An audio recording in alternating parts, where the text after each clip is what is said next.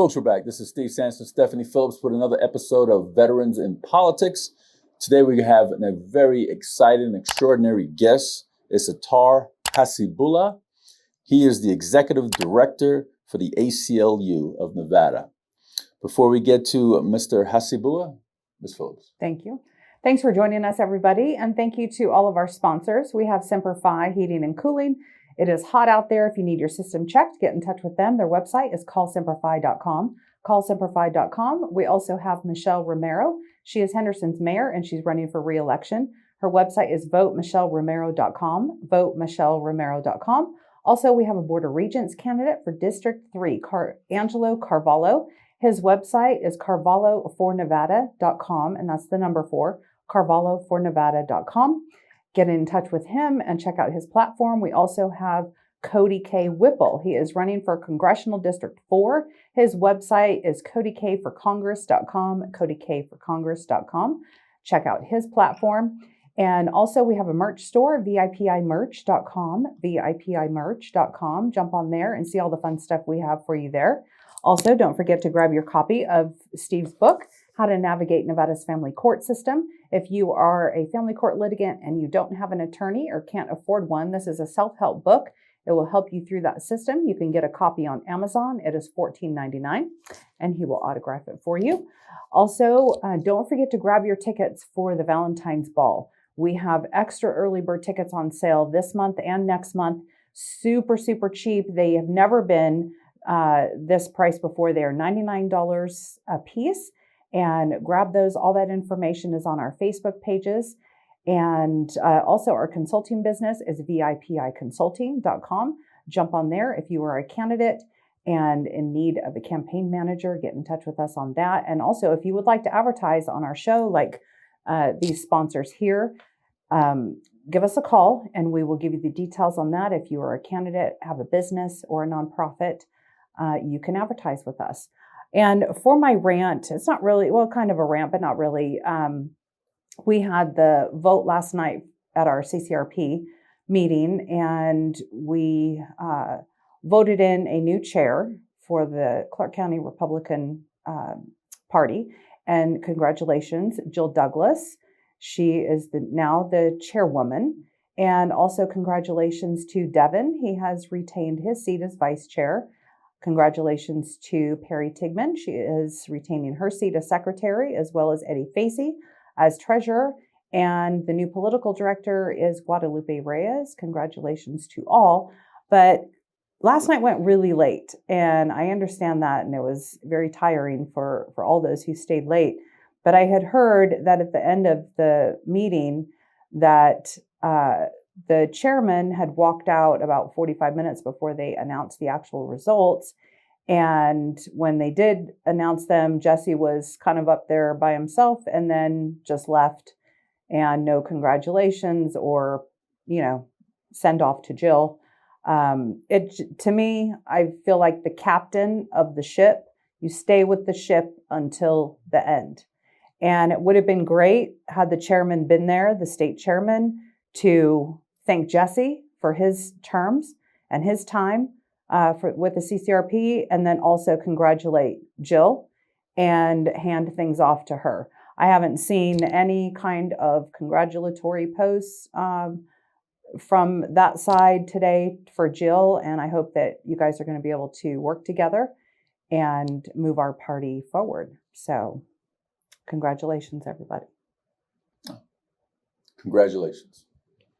Mr. Haseebullah, how you doing today? I'm good. Nice to be on with y'all. Thank you. I think this is the first time anybody who's chaired any level of any Republican Party's interviewed me, so I'm excited. Oh, wow. Hopefully I get some. I've been on with Danielle Gallant on her podcast a couple of times, and so I always like thoughtful discourse and appreciative for all the transparency work you all do. But we're nonpartisan. Yep. Yeah. Mm-hmm. Although we have. I'm nonpartisan too. Yeah. So see that. Give it. Yeah. Can you give us a bio? Yeah, sure. So for those that I haven't met before, my name is Athar Haseebullah. I'm the Executive Director for the American Civil Liberties Union of Nevada. We're the state's largest civil liberties and civil rights organization. When I say civil liberties, I mean individual rights that are afforded to you by the Constitution and by statute. And when I say civil rights, I mean the equal application of those rights to all people. I grew up right here in Vegas, was always interested in making a difference in the community. So my kind of interest in law and this type of space that I'm in now actually started when I was in high school. 9/11 had happened, I think my freshman year in high school. And that changed a lot for me. I'm a proud practicing Muslim. I never hide my faith. I don't care what people think of me or my faith. And I'm always going to I'll stand on that before, really very much of anything, because my relationship with God, with my family, with my community has always been important. But one thing that happened around that time, a couple years after 9/11 happened, my dad had gotten sick. He had a brain aneurysm. And we were in that pocket of society that is just above the Medicaid threshold, but underneath having really good health care. My folks immigrated to the States from Pakistan. They thought they had really great health insurance. And as most small business owners come to realize over time, when you're getting sold health insurance, you don't always know what you're getting. You just hear, hey, this is great, this is great. They thought they had the Cadillac policy. His insurance was capped 2 days after he was in the ER. Wow. So we ended up not having health insurance, accrued huge debt. They ended up discharging him, even though he couldn't speak or walk again. So my mom, my sister, and I ended up serving as his caregivers when I was towards the end of high school. It was at that same time I started getting more interested in like public policy issues and figuring out what some of those healthcare issues look like. And then that intersection with my background led me into my first experience with what government policy looks like in a very negative way. I was at Speedy Mark on Desert Inn and Eastern, and this drunk fellow walked in and had basically, you could tell he was clearly inebriated, called me a sand N-word. And, I'm like 16, 17 years old at that time, right around there. And then he pushed me. I pushed him back. He was drunk, stumbled, police arrived, I got detained, and they let him go. Oh my gosh. So I knew I wanted to make a difference somehow. I didn't know what that looked like. I ended up going to Howard University for college and law school. Was under the supervision of the ACLU of Maryland my final year in law school.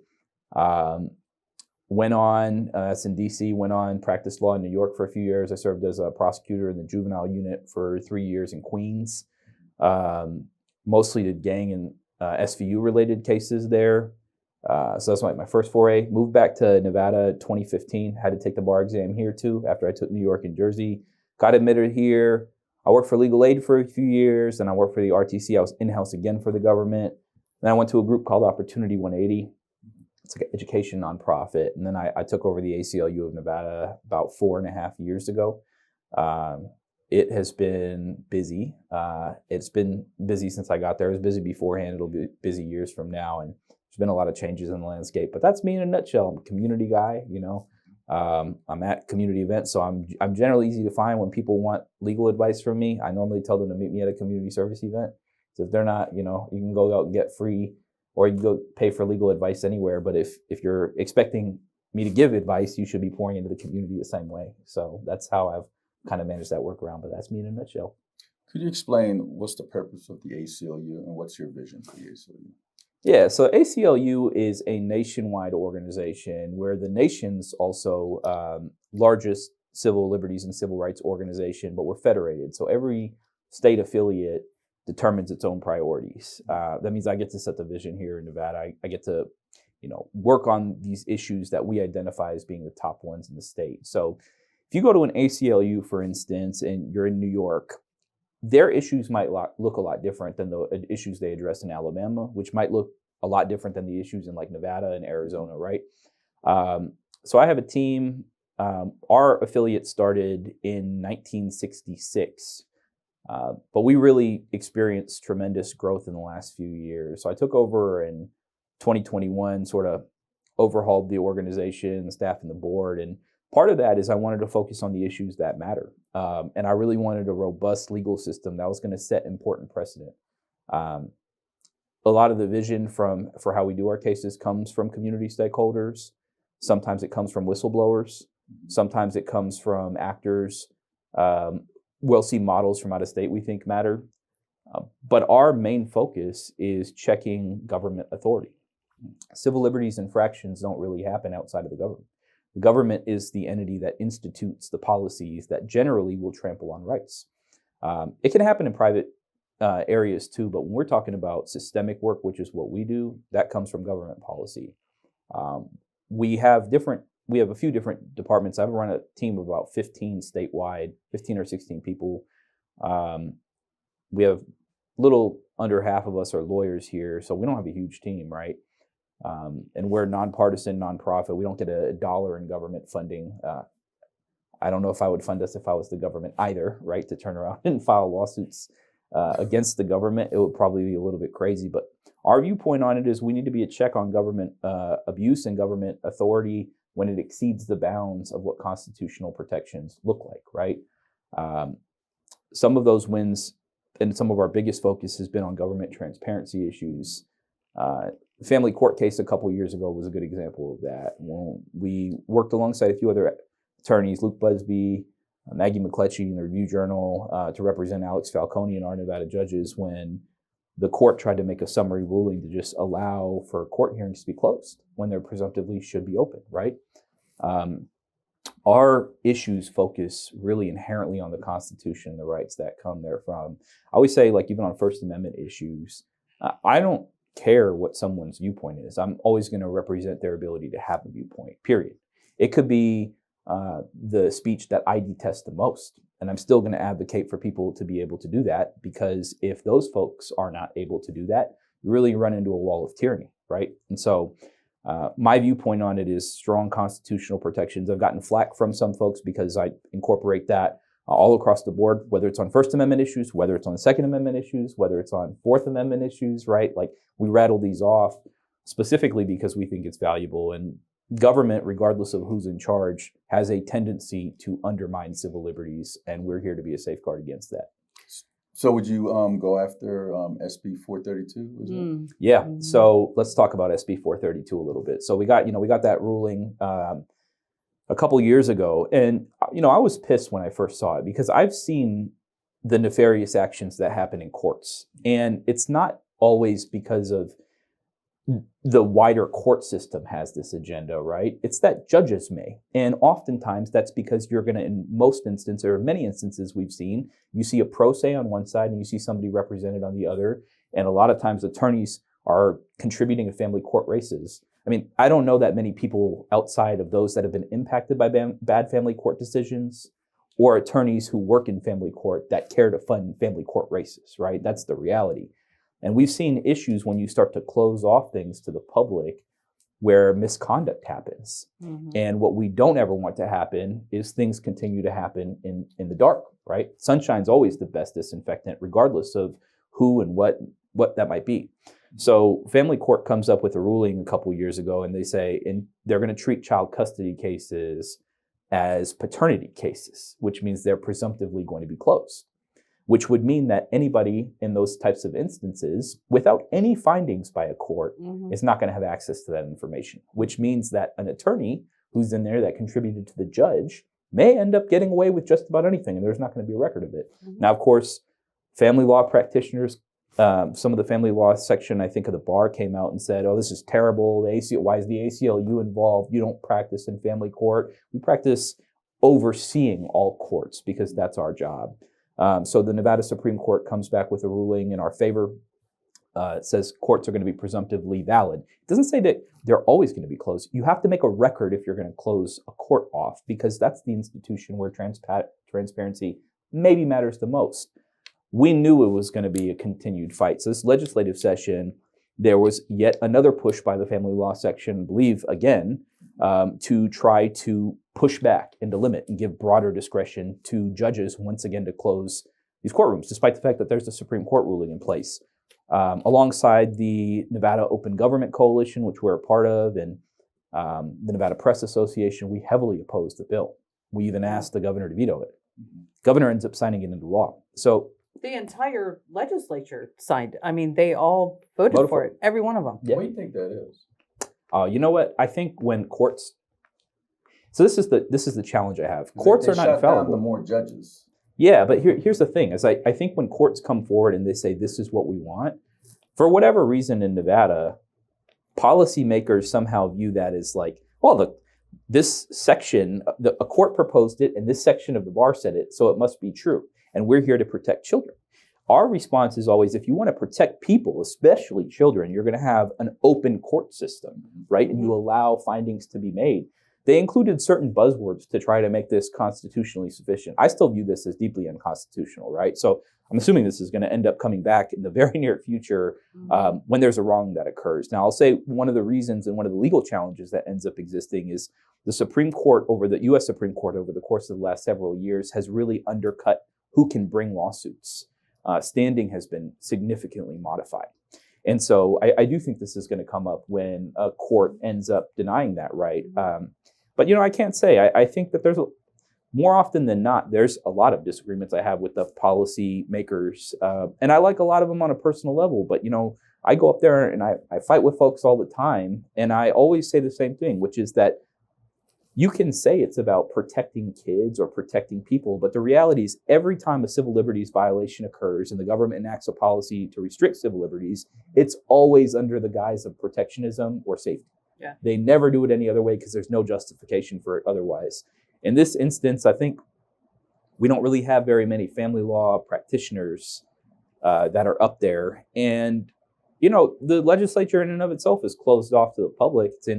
I know we say it's open and you can see it online, but how many in our state actually are able to pop in and go to the hearings? It's in Carson City. Folks are not familiar with the process, no matter how many efforts there are. And it's 4 months every 2 years. A lot of those deals get done on the fly. They get done the last 2 days of the session without anybody knowing. And I think this is a good example of where policy goes wrong. That specific policy chamber, right after the Supreme Court gives a decision, shouldn't come back and try to limit court access, right? We need more transparency in court. And to me, if I was a legislator, what I would have done was created an investment model where court watchers would also be required by the state, publications would be required, right? Like you all and our Nevada judges who do this as a volunteer effort shouldn't have to do that. Our courts should be above reproach there. But we've all seen this over the years. In family court, practitioners of civil litigation like myself don't oftentimes want to even go to family court because of the levels of unprofessionalism that are experienced there. More often than not, you hear horror story after horror story. I would imagine that the approval ratings for those that have had experiences there in family court is not sky high. So would you encourage the governor to have some type of attorney general overseeing the judicial system that's able to go in court, observe, and walk back to the chambers where the judges are and have that type of flexibility to make sure that the judges are doing exactly what they're supposed to be doing? Because they have no accountability. Let me tell you this, Steve. There's been either 4 or 5 attempts during the last 10 years to bring an inspector general. Yes. And that those bills have been brought by folks from Republican Controller Andy Matthews to Democratic Assembly Member and Judiciary Chair Brittany Miller. She's ran, I think, that bill 3 or 4 times. And every single time, it doesn't end up advancing. It either doesn't advance or it doesn't go further. And from my vantage point, that's because most government actors don't want transparency. There should have already been an inspector general. In the first place to do it probably would have been over schools and education. That didn't happen, but you can have that. There needs to be a body that's independent of the Attorney General's office that's doing it, right? Because the Attorney General's responsibility is to defend the state. That includes the courts of the state. So how can you thereafter also say they're engaged in wrongdoing the same way? It's not an investigatory unit the same way. I would have loved for the governor to do it, but then the governor went and signed this bill, which we all opposed to. And quite honestly, I was surprised. I thought he was going to veto this one. It was disappointing to see him sign it. Yeah, the felony is the kicker in there. Yeah. The total violation of freedom of speech. Yeah. And, the notion that courts can come in and just determine arbitrarily what's confidential, even a name, without any real findings is pathetic, right? Yeah. Like, that's not how systems should work, period, which is another reason why I think this is going to end up going up. And look, the reality is most of us also know how fragile the courts are. If many of the judges, and not all of them, and many of the ones that are there now, I don't know, but I know historically, having practiced in there for a minute when I was over at Legal Aid, you don't even know what you're going to get. There's no consistency. You can end up in one department with a really kind judge who's going to treat everybody with respect. You go next door, and you're getting disrespected, the judge doesn't care about evidence, that attorney knows who the judge is, and you're getting an unfair ruling, and then what are the people left to do? And family court to me is so critical because it's the court that most people are likely to utilize versus other courts. Now, how often are people going to find themselves before very sophisticated business courts, in the civil side? And oftentimes folks won't find themselves caught up in the criminal net in the same way. But family court hits so many people. You'd think that would be a great place to start. But I don't think the courts want to operate in transparency. You touched on the Constitution, and I want to talk about the Second Amendment in a minute. But first, I want to talk about protesting. When BLM was protesting. Bureau of Land Management. No, I'm kidding. Go ahead. Right. People would think that here in Nevada. Those BLM riots, the ICE raids, protests. I was on the ACLU website, and I see basically a how-to, what to do if ICE comes, and raids your home, your business, and all this. And you guys have it pretty spelled out of what to do. So I want to get your opinion on when BLM came around after the George Floyd riots, and then what you think of the ICE raids and the treatment of the illegal immigrants. So I'll start out by saying the BLM protests happened actually right before I arrived at the ACLU. And I was one of the people that was detained during the protest. I was at a protest, but then I had left. I was a couple blocks away. Metro drove down the street. This is actually in court now. I'm not the litigant in it, right? But my fraternity brother who I was with, we were a couple blocks away. And we had just met with one of our other fraternity brothers who was law enforcement that was down the street from there.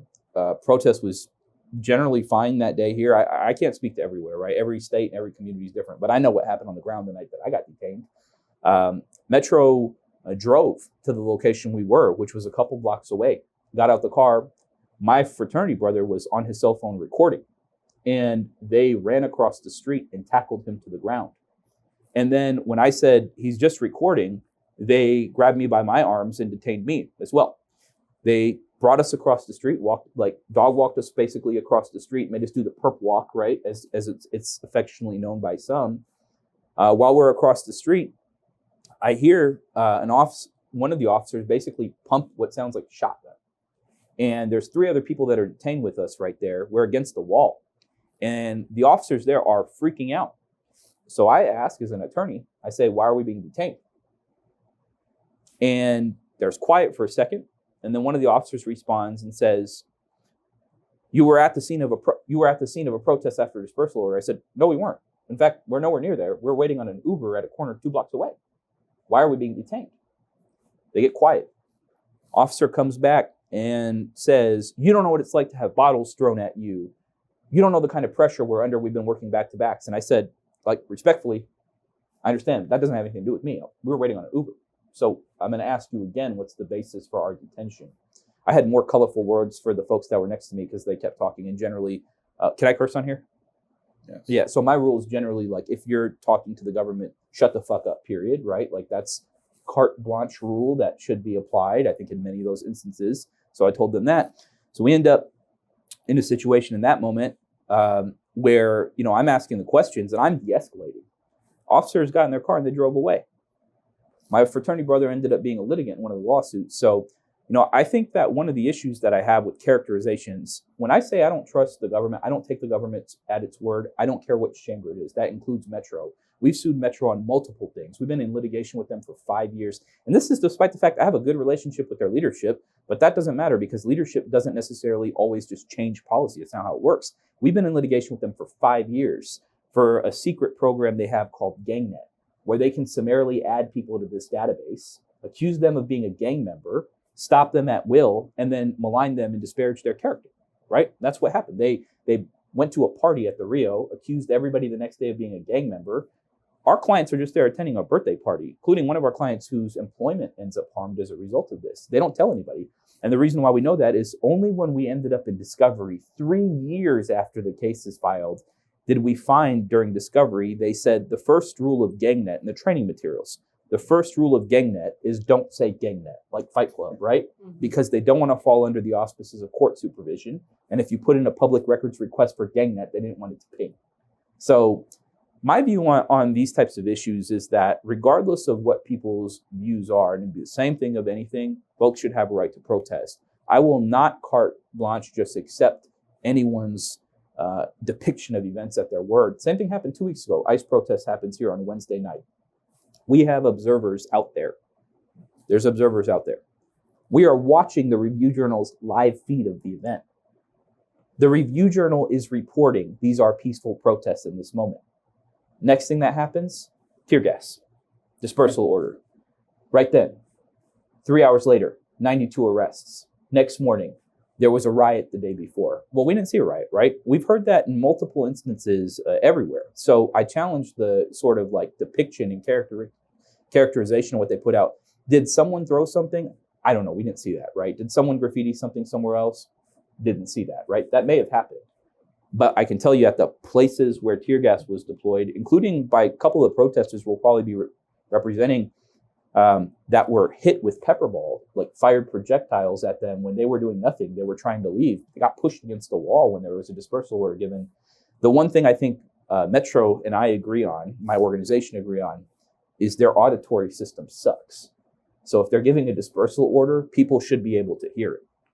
If only you can hear it, right? And we're in a crowd of 1,000 people, nobody's going to know that it happened. Some folks were like, well, they posted it on Twitter. You think everybody had a protest is it's not going to work that way, right? But where do you draw the line? And does your organization tell people do not attack the police officers? You know, you see people looting and burning police cars, you know, attacking people in their cars, destroying property, all this. Where is that on your website, or where is that? Do you have literature that you tell people, yes, you can protest? Yeah, it's peacefully. Our Know Your Rights trainings. First, peaceful protest is at the heart of civil disobedience, but it's really at the heart of what our country stands for, right? We all agree upon that. I don't think there's a question about that. We've been unequivocal in condemnations of things that are not protected First Amendment activity, right? Violence, burning anything, none of that's protected. We have went so far, and I've gotten flack from folks who, you know, again, folks will have their opinions too. Folks who are on the left of me and folks who are on the right of me. Those who are on the right are like, you're not calling out every action. Folks on the left of me is saying, you're becoming too restrictive. The reality is the law is balanced, right? We tell people what the law is. Generally, for these types of protests, so for instance, this protest that occurred 2 weeks ago on Saturday, we distributed like about 2,000 leaflets here in Clark County. We did the same in Northern Nevada. And one of the things we mentioned was one of the main reasons for these 92 detentions that happened a few days prior was because people were stepping off of the sidewalk, right? That is a quick way to find yourself detained during a protest, right? You don't have to go burn a building down or loot another establishment for it to not be totally lawful at that moment. So folks are stepping off the sidewalk, right? We've instructed them, hey, that's a way that you might find yourself in detention. First thing I got in a response, why are you telling people not to do that? Well, we're trying to make sure people are complying with the law. That includes traffic laws that end up existing, right? You are able to have your voice heard. You're also, you know, able to do things like one of the issues we were in contact with Metro that Saturday when the protest happened. We had a hotline, so we're working the hotline. We escalate it to leadership, and that's generally how it'll go. We get a call to our hotline. We're going to call leadership and Metro's leadership and say, what are you doing about this? Why is this happening? One of the examples, folks started getting told that they were not allowed to have any flags. That's wrong. That's not the law. You can, in fact, have a flag, right? There's a restriction on the type of flag pole you can have. So, and there's a distinction. We had a call over, they corrected it, right? And that's a lot of times the way that things will end up happening there. We'll never support, in any instance, violations of the law. Our position is we're going to try to educate people on what their rights are at a protest. Whether or not people want to protest or not is up to them. I don't even necessarily encourage people to participate in specific protests. That's their choice, right? Not my choice. Our goal is to make sure they are aware of what those rights are. And that's on a variety of subjects. So we keep that information there, but we try to leaflet these protests too. And anytime anybody asks for observers at protests, we'll generally send out an observer to make sure there's an independent set of eyes on it. I don't benefit when people are detained, right? I mentioned nonprofit, right? We're devoting now resources to something else that we could spend on a different activity. So it's a labor issue on our end for a small team as well. That's why we keep the hotline open. We try to answer questions. We try to have observers there. We work with good partners. We try to keep those lines open. And again, like concurrently suing Metro on a number of issues, but we also work with them on the other ones. There's complexities involved. Do you agree with what ICE is doing in removing these people who are here illegally, who have broken federal law? No. Let me tell you why. I think ICE is maybe right now one of the best examples of how due process rights can be violated, period. And let me tell you why. Due process needs to apply to everyone, regardless of what the underlying item is, right? People may have unlawfully entered. That's one thing. The majority of people who are here unlawfully are for visa overstays. But I'll give you the biggest reason why I have issues with the way ICE has handled things. Student visas. Student visas were lawfully issued by the US government. You have protesters who have come out condemning what's happening in Israel. Again, people can have whatever opinion they want of it. Yesterday, there's testimony in court about this. Those student visas were canceled without informing those students. So they go back to their university dorms, or in the case of Ramaisa Oster, she's on the street in Massachusetts. You see masked officers or masked people, nobody knows who they are, walk up, grab this woman by her hands, grab a woman by her hands, male officer grabbing this woman by her hands. She doesn't know who they are. And they take her, throw her in a van, move her 1,000 miles away from her home. Now, what did she do? Isn't that kidnapping? It is kidnapping. From my vantage point, it is kidnapping. Now, that's part of the issue, right? That's why there's civil cases that are coming out of this now. Move her 1,000 miles away from her home. This was a lawful student visa that was given. Part of the terms and conditions of the student visa were not that your First Amendment rights stop. First Amendment rights are First Amendment rights, period, right? She wasn't accused of engaging in anything that promoted terrorism, accused of soliciting any criminal activity. She wrote like an op-ed. This isn't even somebody who did something physically that was out there, right? Wrote an op-ed. So I think ICE's actions have been really problematic. Now, I go back one other step, right? What about just the people in general? I mean, the people who are criminals, who have attacked Americans, who've killed Americans, who've raped kids and other people. What about them? You have isolated incidents, and I understand what you're saying, and I get that. But the general majority of these people just walked into our country illegally, that Biden allowed, by the millions. And these people were trying to get out of our country because we have been paying for these people with our taxes, So why would you want criminals and those people in our country? So I think there's two parts, and I'm going to try to answer both of them, but follow up with me if there's a clarification there. So first, with respect to those that have committed severe criminal acts, right? I think the data has shown historically, like you mentioned, I've pointed to incidents specifically, and I think you said isolated incidents of where ICE has revoked those student visas and acted in a specific way. I'd argue that the types of violent crimes that are perpetuated, oftentimes in media narratives, are also isolated incidents. And our criminal legal system shouldn't be putting people in a pipeline to just remove them from the country, right? If you're going to serve a sentence and you committed a crime here, you serve a sentence and committed a crime here. But I'll say, alongside of that, right, there is an added component that we tend to associate here and all across the country, which is that folks came in illegally, so we can treat them any which way. That's also not the case. We're supposed to have a judicial system, including an immigration court system, that's functional. Our immigration court system, and I can tell you as a practitioner there too, disaster. Years backlogs. The immigration officers or immigration judges that they say are immigration judges are not immigration judges. They're attorneys that work for the Department of Homeland Security. They're deputized as being immigration judges. That's in and of itself an issue for me. But then we back up another step, right? And I think this kind of gets to the core of the issue is like, who's going to be here and why? I think you mentioned the other portion about paying, right? Subsidies and things like that. I'd argue the opposite. So the Institute for Tax and Economic Policy, not Athar study and not the ACLU study. I would have probably had different numbers if it was mine, right? Institute for Tax and Economic Policy said that in 2022, at the state and local level here in Nevada alone, where we don't even have state income tax in the same way, an estimated $507 million was paid into our system of taxation by people who are undocumented. Now, how does that normally come? normally comes through sales tax, right? That's the big onus. And what do folks who are undocumented get in return? They're ineligible, first and foremost, for even things that are basic like Medicaid. Why do I know that?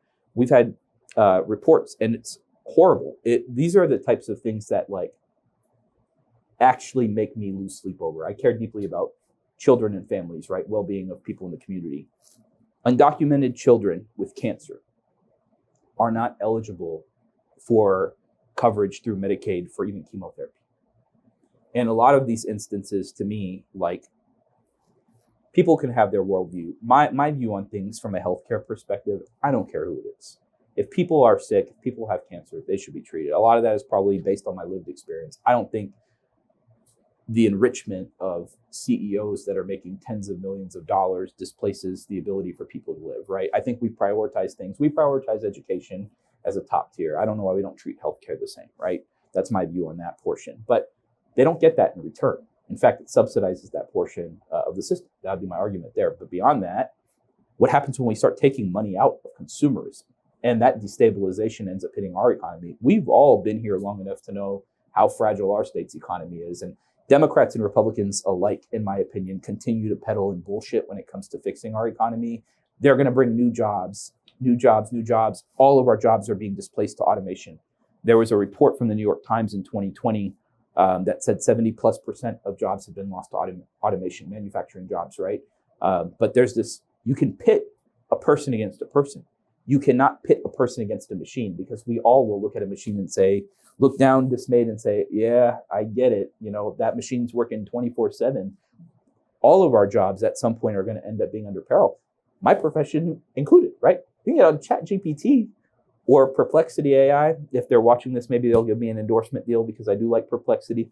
They'll draft pleadings, right? And so now it's like a lot of these areas of work are kind of gone. So I think when it comes down to it, fundamentally, we have to look at kind of how things are happening. And I know the money arguments are always out there, and I always have issues with them, because look at how much money we spend on foreign wars. Look at how much money we don't end up spending on the people who fight in those wars, right? We spend the money on the weapons and the contracts and no bid contracts, and we treat people terribly. And it's our lawmakers, because ordinary people there's no lobbyists for the ordinary person. They're not giving mega millions over to the candidates that run for office. So I think the system is corrupted.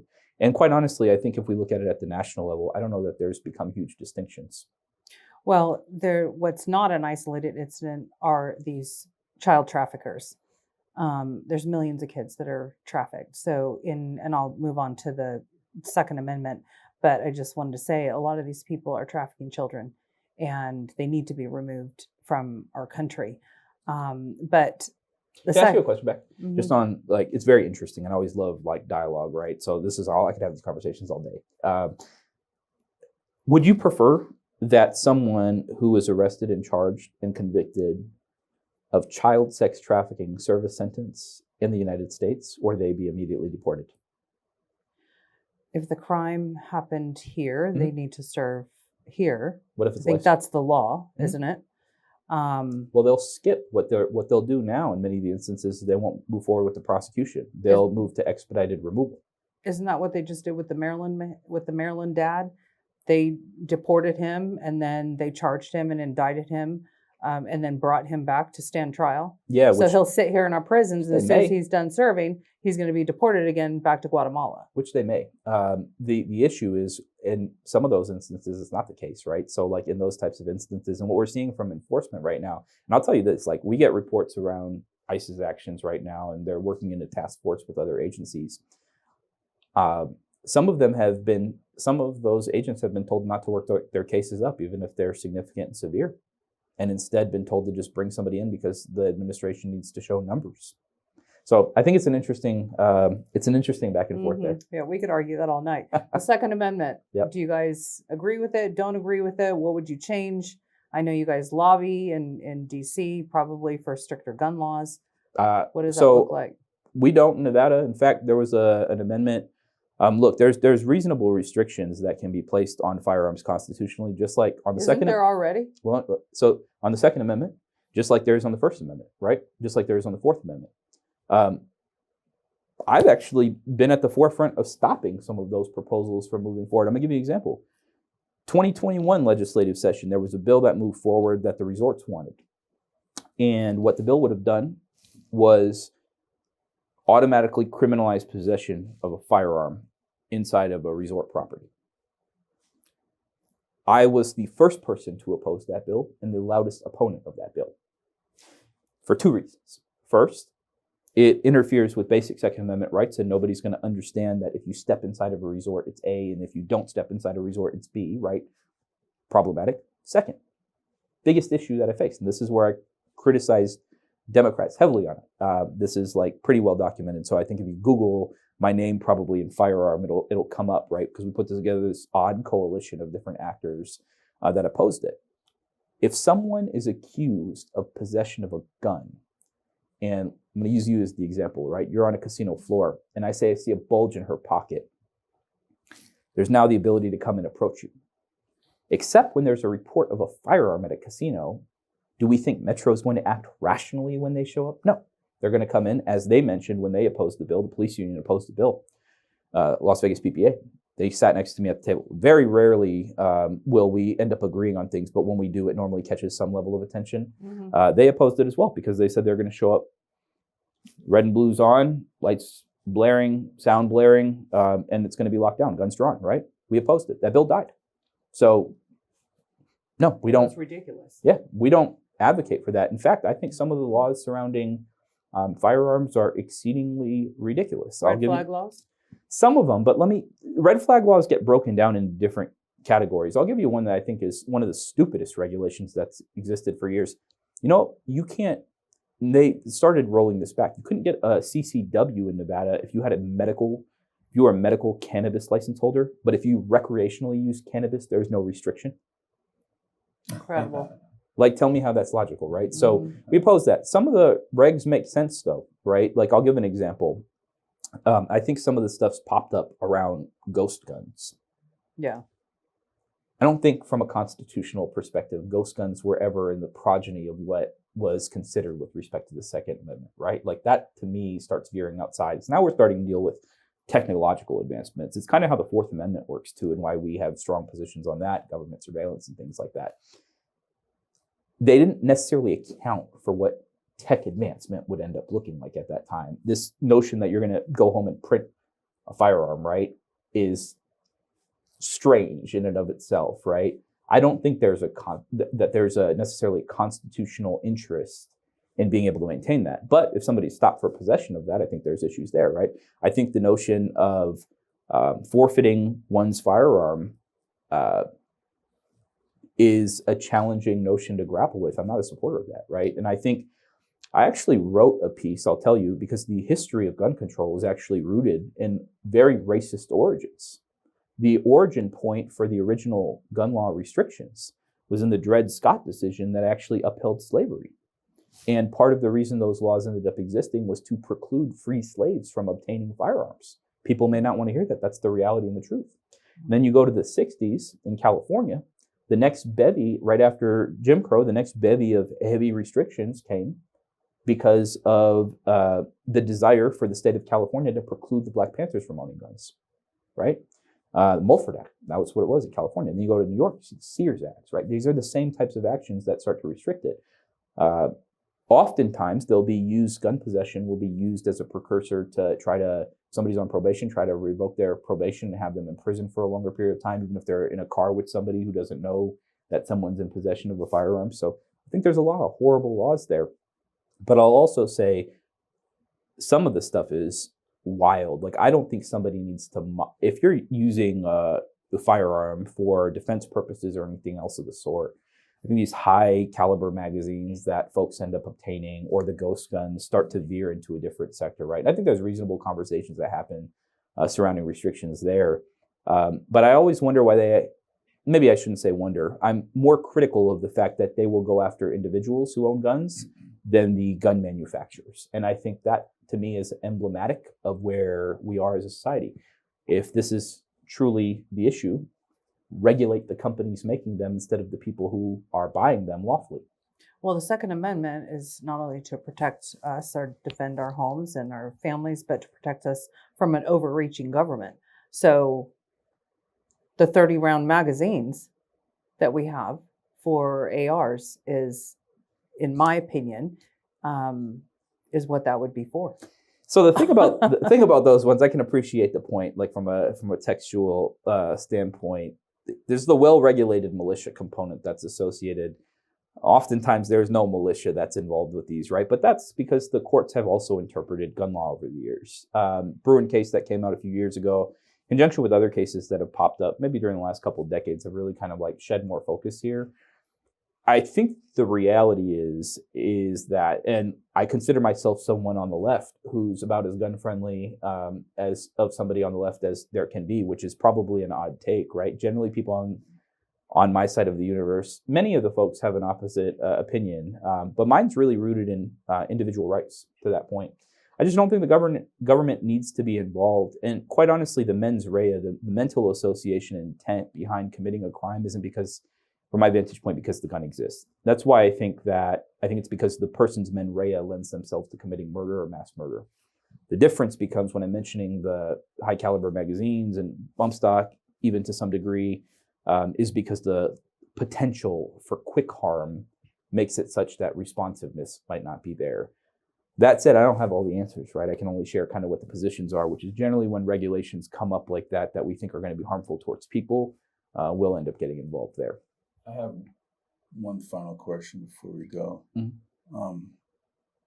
What happened if you found out a prosecutor hid evidence and caused a person 21 to be in prison for 21 years, and now this prosecutor is now a judge?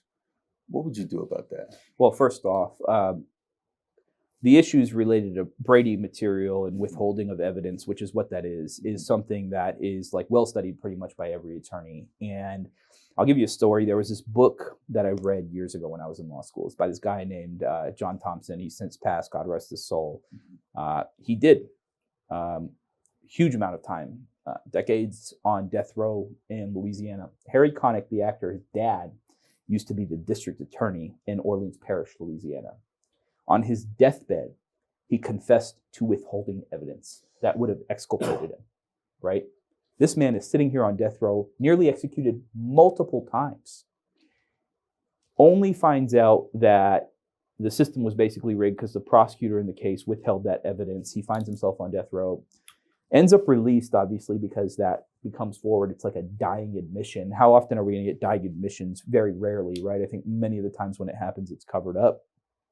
He ends up released. He starts this project. Great guy. Got a chance to meet him. He signed my book. One of the highlights of my law school experience. One of my friends went on to work with him for a while, but turned around and he sued the Orleans Parish County, and he said there was failure to train there. They give him a jury award because of how much time he did. Come on, decades. The U.S. Supreme Court reversed the decision. They left this man with next to nothing because they said immunity would apply at a strong level still there. They bolstered immunity.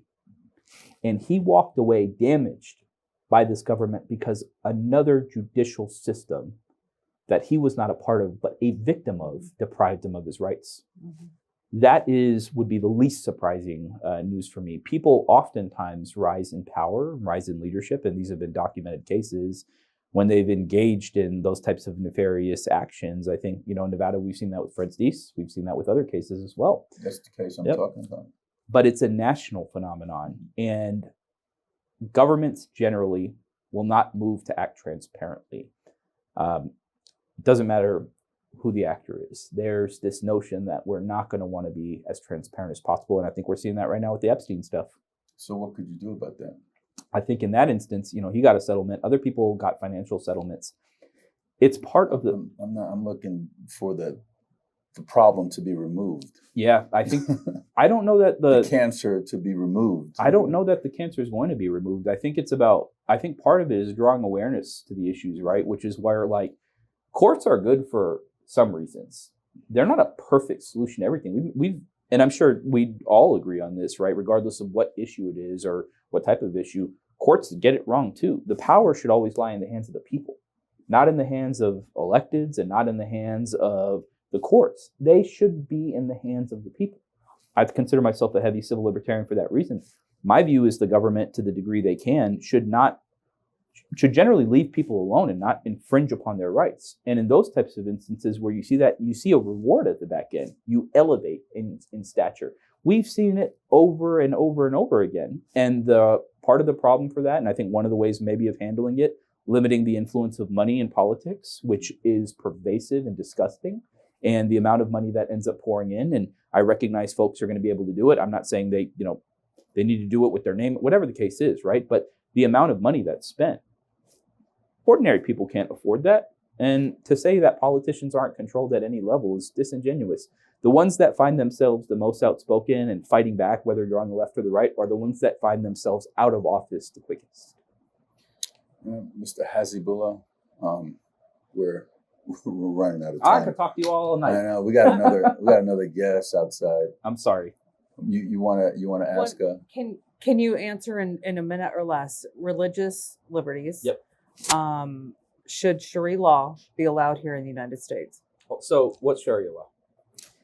All of the restrictions against the women, That's not Sharia law. So Okay. So Sharia law. Give us the rundown, because I was just reading I'm about gonna it give you- before I'm I gonna got give you- here. No, I'm not going to give you a 15-minute lecture. Okay. So Sharia law is a system of interpretation in Muslim countries, right? They'll set up their own system of governance. Can it make its way over the United States? No. And the reason why is because systems of law are already established. Not only do I think it shouldn't happen, it wouldn't happen here, right? The system of law would never permit it. I think it's just like Muslim boogeyman, right? But you sat next to me for 30 minutes. You're not afraid. I don't see you running out the No. door, right? No. Perfectly normal civil conversation. I think part of that too is because there's an intentional effort by the political universe to drive people apart so they can assert their own interests. And we see that every day with ordinary people suffering. They can't afford housing. They can't afford groceries. They don't have a chance at hope.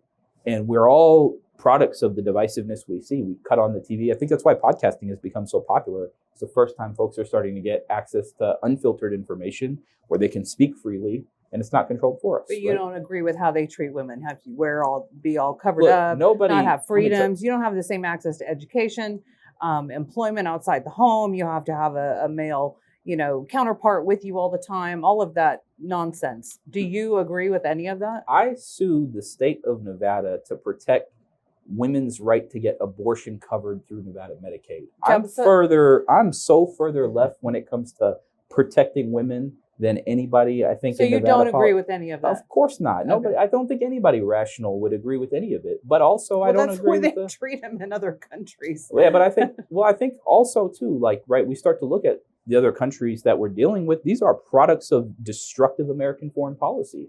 We start to look at these places. Who propped up these regimes in Afghanistan and other places?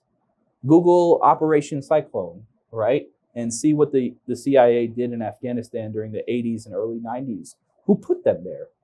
They didn't come because of something else. It was the US government that did it, just like we destabilized Guatemala, we destabilized Nicaragua. We go on these nation building tours, and then afterwards, when the world's in chaos, we come back and absolve ourselves and wash our hands of it. Maybe we should stay out of other countries' businesses and give them a chance to prosper too. Maybe it'll leave us more prosperous, right? Like somebody else can be wealthy. That doesn't mean that it's going to make me less wealthy, right? And I think that's part of what happens here right now too. It's division all the time. And how many of us are going to end up seeing the reality of what they're talking about with many of these issues, when in reality, most people can't even afford to pay their damn rent.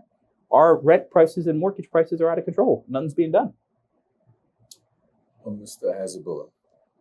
Now I kept you over on No. Stay right there. Sorry. Thank you for coming. And Mark's going to zoom in on you, and you have the final say. You can say whatever, or with your point of contact, or whatever you want to say. Well, you're all welcome to follow us at ACLU and mine's ATHARESQ.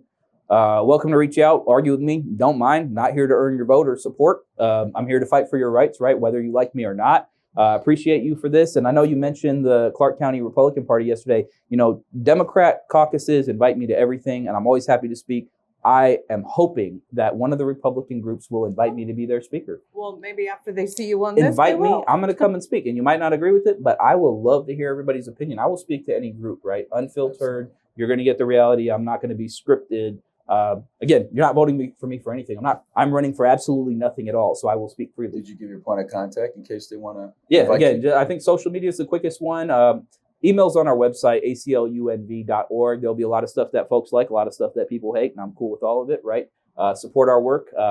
We're funded by contributions, and so we always appreciate the supporters that come forward that want to make a difference. And remember, like, you may not agree with the ACLU on every issue. There is not one person in America that's going to disagree with us on every issue, right? Whether that's on First Amendment, Second Amendment, Fourth Amendment, 10th Amendment, whatever the case is. We're going to fight for your rights, whether you like it or not. Well, thank you so much for coming on the program, Ms. Phillips. Thank you. Folks, that's Athar Haseebullah, Executive Director of the ACLU for the great state of Nevada. I hope that he has educated you somewhat on what the ACLU do in this state, and probably put him on the program again. I kind of like him. I need a lot more questions answered. This is Steve Sands and Stephanie Phillips for Veterans in Politics, but don't go away, folks. We have a second show coming up. Thank you so much.